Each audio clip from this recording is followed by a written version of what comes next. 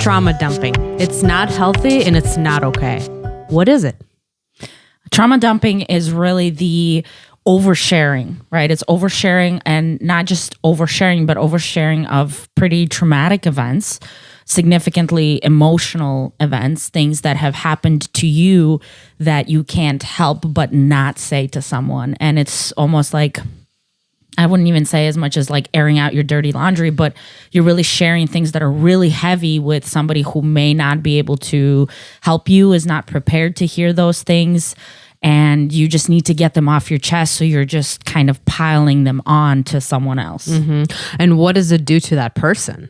Right. Well, if you're asking me the question, it's really overwhelming, right? If you're not prepared, if you're not a mental health professional, it's pretty challenging to be able to manage that, because you don't know what to do with that information. But also, do you comfort the person who's sharing it? Do you do you distract them? Do you take what they've said? Do you take their problems and make them your own?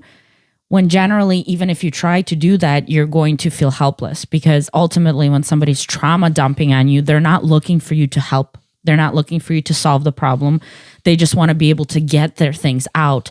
But if you can't help, then you're just stuck with this, and they're not taking your advice, but also you're like, how do I make you feel better? Yeah, the person that is trauma dumping is not really allowing for any kind of like feedback or advice. Is just like bombardment of data, of information, right? And so you're like, I don't really even know what to do here, right? So I think that's the part that I want to talk about a little bit, is like, what's the difference between venting and trauma dumping?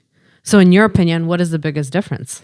Well, venting is when something has happened and you're sharing with somebody and you're like, oh my God, I can't believe this just happened to me. Let's say I failed a test and I come to you and I go, oh my God, I failed my math test. I studied so hard and I still didn't do well. Like, and then I end with, that's it. You know what? Next time I'm going to go to a tutoring session. I'm going to figure this out. Or you say, hey, listen, I'm actually really good at algebra and I can teach you. Or and I know like, somebody, yes, or whatever. Okay, cool. I feel a lot better. Thank you for letting me say that. Yeah. Whereas trauma dumping is, so this horrible thing happened to me and I can't get over it. So let's say my parent was super abusive to me, and every time I see you, I bring that up. Every time that something is closely related to that, I bring it up. And there's no boundaries, right? Like there's nothing that you're either like the timing isn't right, or the environment, or the person, or the setting, right? You don't care about any of that. You're just going, right? And I'm not allowing for you to share your feelings either. It's, you need to listen to me while I tell you about this event, because I don't really even have the capability to hear anything you have to say, because I have this issue that's just always living on the forefront of my mind. And I need to be able to let it out. Yeah. Yeah. And that's really, really hard for the other person, for the listener. Because you're helpless. Also, you don't really get heard. You get maybe taken advantage of a little bit, because it's like the things they're saying are so huge and big, where it's like, whoa, that's really heavy stuff. I don't have anything that I'm going to say that's similar to that. And I don't want to make you feel dismissed.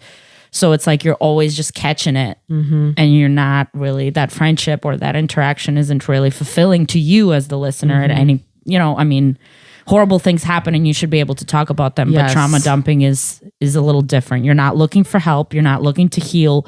You're just looking to tell that story, maybe sometimes even as an excuse. Like, well, I can't do that because you know this happened to me. And then you just keep piling. And it's like, dude, I've heard this story 7 times. What are we doing? Have you talked to a professional? Have you tried journaling? Have you tried to fix it, solve it, understand it, process it?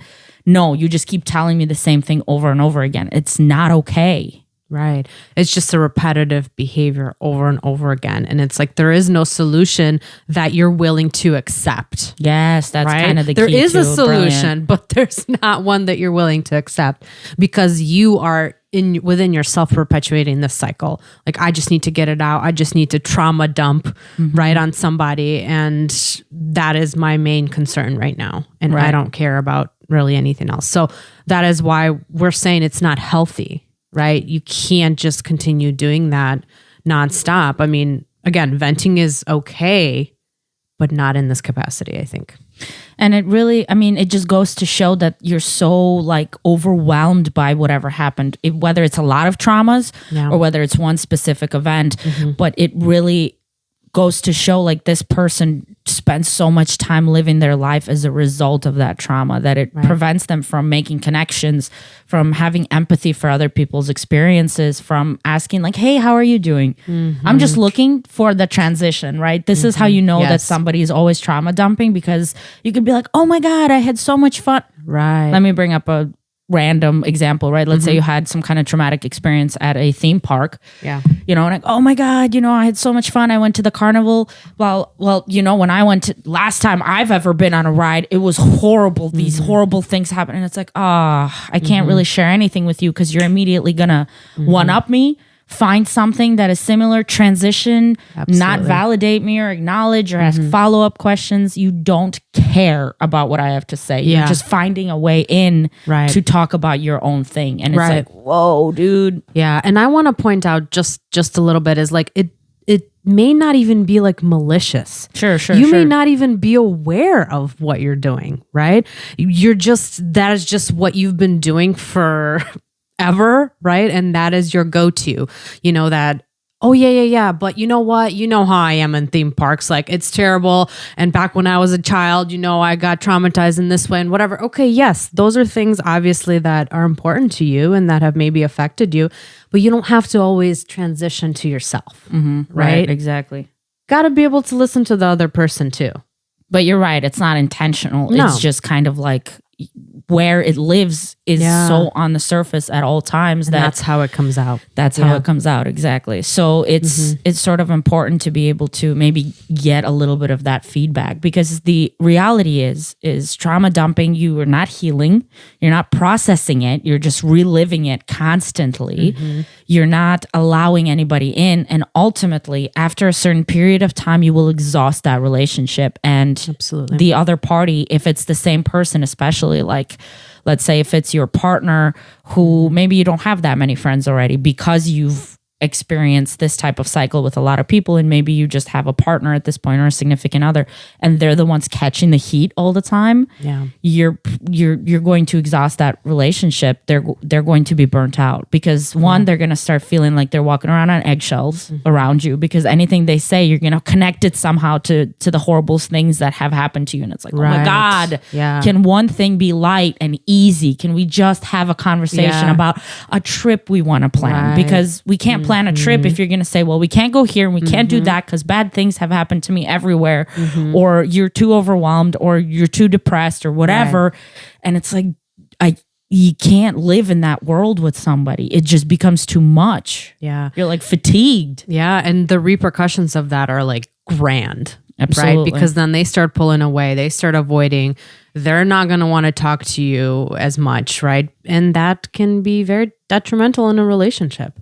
And you end up being lonelier. You're pushing more people away. And to a certain degree, it's like, well, this is because just my life this is just my life. You know, maybe I deserve to be alone because I've had so many. And it's like, whoa, dude, take a breath. And it's not to say that, you know, you need to deal with this by yourself. That's the opposite of what I'm saying.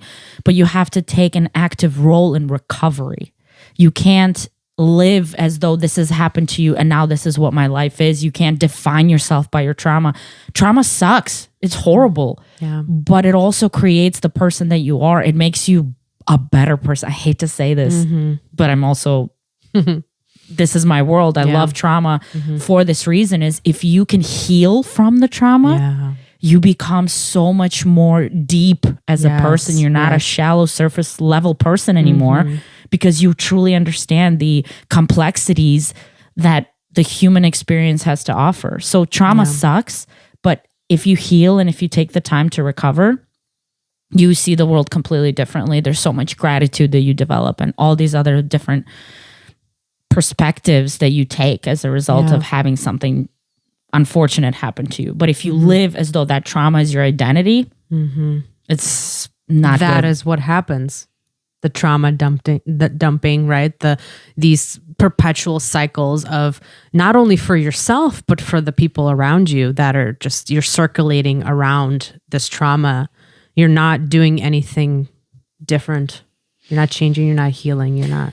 And it's kind of scary, right? To be able to think like, whoa, well, who am I if I'm not the victim of my trauma, the victim of my abuse that I have, had? Who am I as a person? Can I be a happy, joyous person if I'm always the gray cloud in the room, Yeah, exactly. And I think that's a whole different part, is like being able to identify that later and being able to allow yourself the opportunity to get to know yourself outside of the experiences. That. Exactly. Yeah. So maybe that's like the next step to this. Really, I mean, it's work, right? If somebody has, rarely does somebody say to your face like, dude, you're trauma dumping on me all the time. You need to stop that. Most people are just gonna not ghost you, but distance, find excuses not to see you. You realize like, wow, I'm running out of people to talk to. Yeah. If you're lucky enough to realize that that's what you're doing to somebody, please seek professional help. Please find access to therapy. Please read about what it means and how to take the right steps to be able to stop doing that and living a healthier life, realizing that there's so much things to be grateful for. And that's probably the key on how to get out of this type of victimhood trauma mentality, is you better start counting your blessings, because life is hard, yo. Yes, absolutely. And it's not going to get easier. So you have to actively count and think about the things that are good, the things that are something that you need to be grateful for, thankful for, because if you're not doing that, if you're just sitting here and recounting all the horrible things that have happened to you, it's not going to get easier at all. No. You're just going to become lonelier, more distant, more depressed, more anxious. It's not the right way to live. It's not the way you're going to obtain any kind of joy, is trying to get empathy from people. Right. Where is that really going to take you? You're still stuck. You're still going to experience being angry all the time. You're always going to feel like, why did this happen to me? This is so unfair. Living that way is not okay. And you have to be able to, one, acknowledge like, I can't believe I've been doing this, but also I have to stop doing this and actively pursue change. Yeah. So trauma doesn't have to define you. You can heal from this. You can make a choice to move forward. It's just, you have to make that choice. So do it for yourself.